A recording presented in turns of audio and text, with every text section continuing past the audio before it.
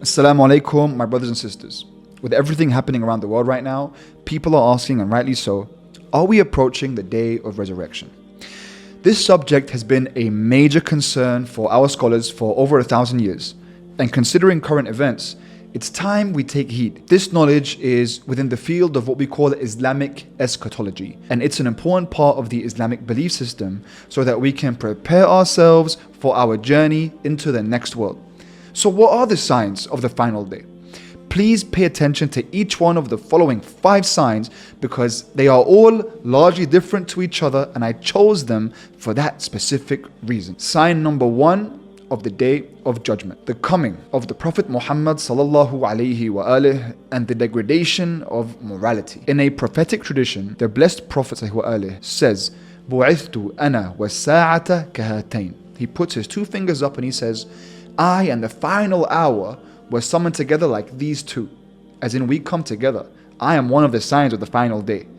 You might think that the Prophet came 1,400 years ago, but that's not considered a very long time when we look upon the history of the earth, in that human beings have inhabited the earth for millennia. We have been in the end times since the Prophet came with the final book from the heavens, the final revelation, to prepare humanity for the day of resurrection. And part of being a prophet is that you prophesize. And that's what he did. He would warn us. And one of his prophecies that has already come true and completely taken over the world is that people will rely on relative knowledge. That everything is subjective and relative. You follow your truth, I follow my truth. There is no one truth. Relativity reigns supreme. In a hadith in which the Prophet gathered his companions around him to warn them of days to come, he begins by asking them the following question. What do you think of a time in which your women and your youth become so corrupt, whilst you would not enjoin the good, nor would you forbid the evil? And they asked, this will happen, Ya Rasulullah? They responded in disbelief. They couldn't believe that such a time would come because it was very important to them. And he would say, yes, but it gets worse. What do you think of a time in which you enjoin the evil and you forbid the good? Ya Rasulullah, they respond. This could actually happen? Man, this shows how important it was for them to do Amr bil Ma'ruf wa Nahi al Munkar. But he's telling them right now that a day is going to come when you're going to do evil and forbid good. It was going to become the opposite. And the Prophet responded, yes, but it gets worse. What if you perceived good to be evil and evil to be good? And the hadith ends there. You see, it was flabbergasting enough when the companions were told that they would enjoin evil and forbid good. But at least they would still know what good was and what evil was. They would just be doing the wrong thing. They know they should be enjoining the good, but they'd be enjoining the evil. But at least truth is still known. But the Prophet told them, it gets worse. You will perceive good to be evil and evil to be good. So when you are enjoining the evil, you actually think it's good, and that's the most dangerous of all, because that's what we call jahl murakkab. That's compound ignorance. That's when you don't know that you don't know. At least with the previous state, there could be some reasoning because the person knows they're doing something evil. There could be something that you can talk to. But over here, now we're in a state where no one knows what the truth is anymore. Evil becomes good and good becomes evil. And this is something that if we look around in the world today, you could say, we're already here. Sign number 2 of the coming of the day of resurrection, men will become like women and women will become like men. In a narration where Imam Ali alayhi salam notes countless signs of the end times, among them he mentions the following. تشبه النساء بالرجال والرجال بالنساء. That men will become like women and women become like men. For us, this seems normal because we see it everywhere around us. On TV shows, in magazines, amongst international superstars. People always ask the questions, why is pink for women and blue for men? Who said? Why do girls like Barbies and men like action men? Who said? The popular answer is that this is all due to a social construct. And there isn't anything inherent to being masculine for a man or being feminine for a woman. Recently, I saw these photos, a photo shoot of Harry Styles wearing skirts, and that was deemed to be powerful, like resisting the status quo.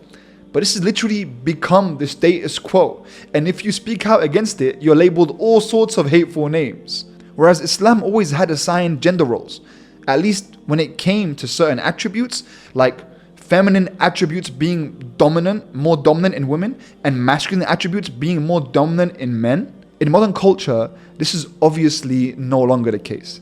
In the current climate, it's all very subjective, according to whatever it is that you identify as or I identify as.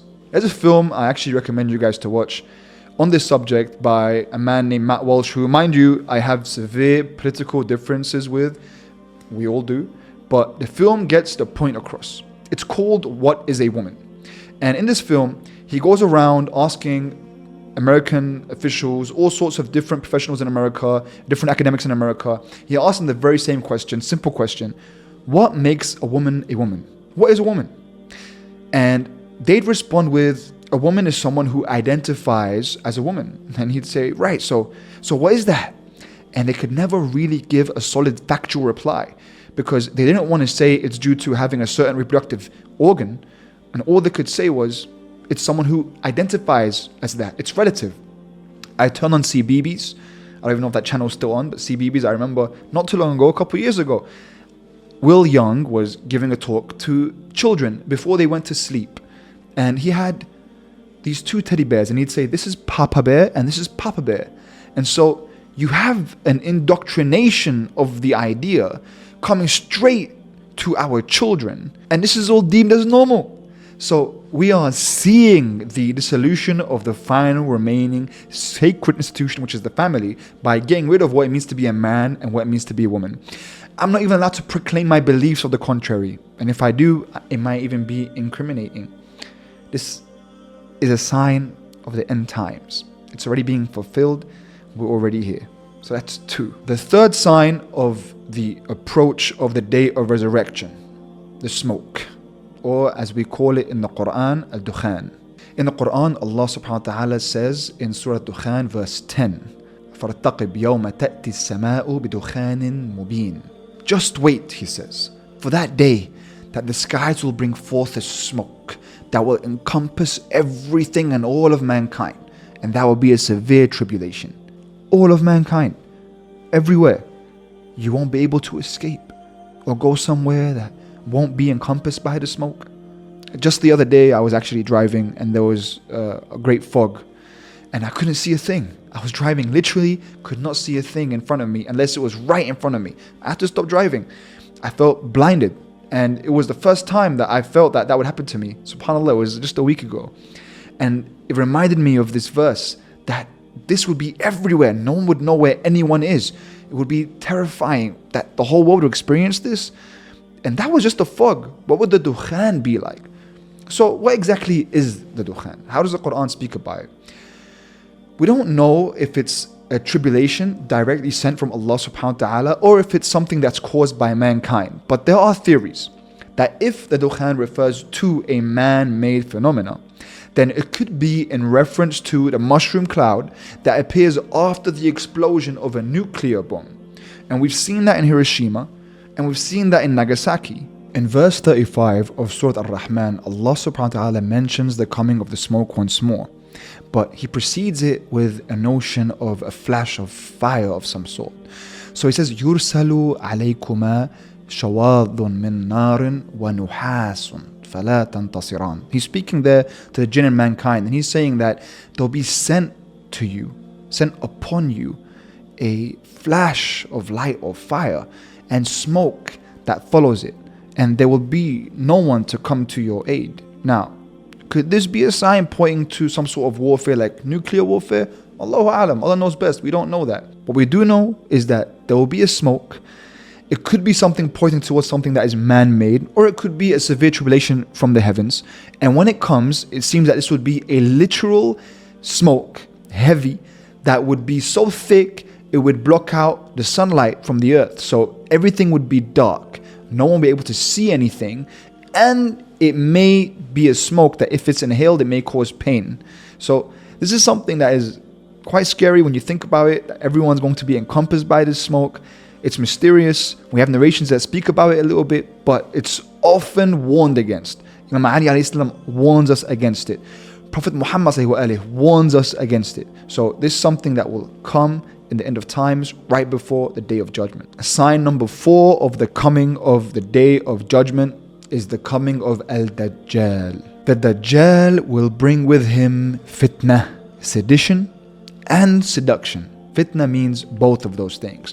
He will cause great sedition in the land and he will seduce the people. The Dajjal is a mysterious Antichrist-like figure who will emerge at the end of times. To be honest, the Dajjal deserves his own video, but I'm going to share the main points of information that we've been given by the Prophet Muhammad and his holy progeny, the Ahlul Bayt. And the Ahlul Bayt have told us that when the Dajjal emerges, he will bring mass confusion and gain a large following. And that most of his followers will be women. People will be drawn to him to the point that the number of his army will be unfathomable. It seems that he will have a large empire and his army on the way of conquering, they will station outside of Medina, but they won't be able to enter Medina or Mecca. That's what's mentioned in the narrations. They can't enter those cities. He causes so much chaos amongst the people that even those who say that they follow the Prophet Muhammad, they will fall for his tricks. They will begin to follow Ad-Dajjal. They'll be attracted to him and his false doctrine. He will get rid of the distinction between halal and haram. And he will be part of the cause of the moral degeneracy that we mentioned earlier in sign number 1 and sign number 2 as well. He causes subjectivity to reign supreme. He rids the world of the notion of truth and the value of knowledge. Even if an individual didn't see him in his lifetime, it's still important to know about him. Why? Because if he had a spirit, if that individual had a spirit which would have inclined to Dajjal, had he lived in the time of Dajjal, then he would have believed in him. And so he would believe in him in his grave. And likewise, if a person wouldn't have followed Dajjal in his lifetime, if he was there in front of him, then he will reject him in his grave. And this is mentioned in the narrations of Ahlul Bayt as well. So it's easy to say now that you would never follow the Antichrist. But when it happens, it will be extremely difficult to avoid the pull of the Dajjal. People from east to west will be deceived by him. But the believer has a special power. When it comes to the believer, he isn't easily deceived. And he is given this blessing by Allah in which he looks upon Dajjal and he sees the word kafir written upon his forehead. Only the mu'min can see this. Other than the mu'min cannot see that word kafir. So it's important to prepare before the Dajjal comes. Prepare your heart to move away from dunya before that, so you're not deceived by it. The Dajjal is also noted to have one eye. That's a famous attribute of his, that you have one eye. So some have theorized that Dajjal is a system rather than a person, even though the narrations speak about him as a figure, but it's a possibility that he could be a system. When you look at the might and power of the imperialist powers of the time and how they rule the world financially and militarily, this is sometimes why people always feared the dollar and what it represents, the US dollar with the one eye and the pyramid and everything like that, with the whole Illuminati business. But that's a video for another day. The 5th sign of the coming of the day of judgment, cataclysmic chaos. Now this is when it gets extremely scary. On the way towards Judgment Day, there will be cataclysmic chaos in the solar system. And it all begins when the sun will lose its light. Previously mentioned in sign number 3, we spoke about the smoke and how it might block out the sunlight. So the earth will be in darkness. In this way, the sunlight is being blocked by the smoke. So that's the interpretation that they give to this sign. However, the more reliable interpretation is actually that the sun loses its light. In Surah At-Takwir in the Quran, the first verse says, إِذَا الشَّمْسُ كُوِّرَتْ, which is usually translated to when the sun is folded up or gathered. That word kuwirat means folded or gathered. It comes from the root word takwir, which means to be put out as well. To be put out like a fire or a light. And Al-Fakhr al-Razi says that kuwirat comes from kur, which means blindness. And from here, it also points to the dimming of the light, that one can't see, that there's no vision. And by Einstein's famous equation, E equals mc squared, which I know a lot of us don't know what that means, but basically it points to the fact that the energy output of the sun leads to a loss in its mass of over 300 billion tons each day. Now, even though that seems like a large number, it's nothing compared to the sun's mass of 2 billion tons. Now, scientifically speaking, it's the destiny of the sun to eventually become what's known as a white dwarf, which is a dark and cold remnant star that has no light. It's just that this happens extremely slowly, and based on the current trajectory, the empirical prediction for how long this will take is still millions and millions of years away. So for the sun to become a white dwarf, it will also first have to become so extremely hot that there would be no way for life on Earth as we know it to survive through that process. But just like no one knows what will happen tomorrow, what will happen next week, likewise, no one knows what could change in the future chain of causes and effects, and that Allah subhanahu wa ta'ala could bring in a cause that would disrupt and or speed up the process. Once again, Allahu A'lam. When we speak about the unseen, when we speak about the future, we don't know. Ultimately, Allah knows, but we're given clues. Now, there are consequences for the solar system when the sun loses its heat and light, because this will send the cosmos into disarray. The sun would lose its gravitational balance, leaving the planets to drift out of orbit and or collide into all these sorts of stars and collide into each other. In Surah Infitar, verse 2, Allah says, وَإِذَا الْكَوَاكِبُ انْتَثَرَتْ. So Allah subhanahu wa ta'ala, He's speaking about all the different stars and what would happen to the stars. And in verse 7 of Surah Al-Qiyamah, Allah subhanahu wa ta'ala speaks about this phenomenon, what's going to happen when the cataclysmic chaos takes place. And He says, Bismillah ar-Rahman ar-Rahim, فَإِذَا بَرِقَ الْبَصَرِ. He says, when the sight is stunned, وَخَسَفَ الْقَمَرِ, and the moon is dimmed, وَجُمِعَ الشَّمْسُ وَالْقَمَرِ.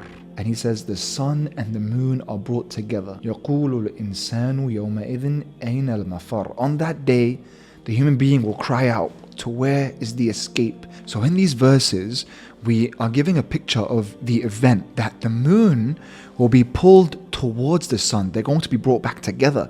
And this verse also points to the idea that this will happen as a sudden event, because there will be human beings that will ask, where are we going to go? Where are we going to escape to? It's not something that's going to happen slowly. This is all happening very quickly when this occurs. Once this takes place, it all leads into like a domino effect. And meanwhile, on Earth, we're going to experience a great earthquake. We're going to experience the explosion of the seas, the destruction of the mountains. These are all signs spoken about in the Quran. And these are all but the signs that lead up to the day of judgment. This is not even the day of judgment itself. That's a whole different story. So we ask Allah subhanahu wa ta'ala for His mercy and for His grace, and to prepare us for a day when we can no longer return to this world. So for now, this is the time we're tested. When we get to that place over there, that will be the time of judgment. Pray for me, my brothers and sisters, and I'll pray for you too. Alhamdulillahi Rabbil Alameen. Wa sallallahu ala Sayyidina Muhammad wa alihi at-tayyibin at-tahirin.